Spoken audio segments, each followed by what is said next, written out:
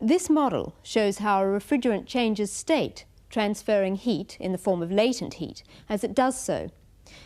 The refrigerant in this closed container has partially vaporized, and the vapor fills the tubing and the second container. The small amount of pressure in here acts on the refrigerant and prevents it boiling, even though the surrounding or ambient temperature would normally allow that to happen at atmospheric pressure. If we remove latent heat from the vapor with this iced water,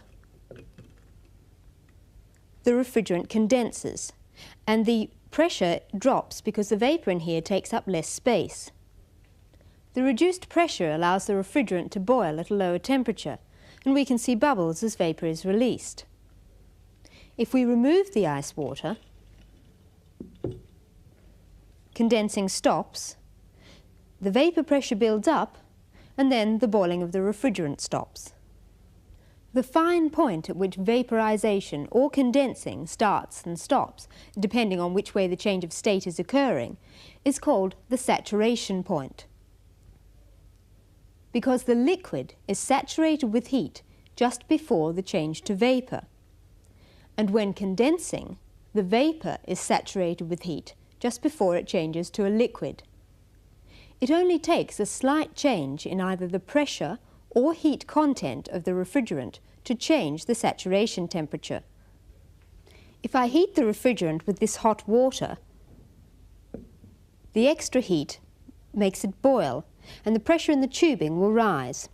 The increased pressure raises the boiling temperature, and when that's the same as the water, a new saturation point is reached.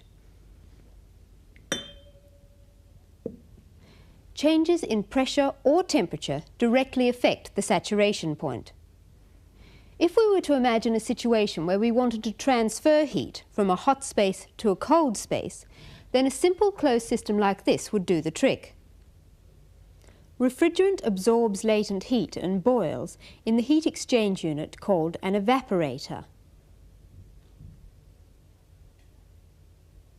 The vapor travels to the other coil, the condenser, and gives up latent heat as it condenses.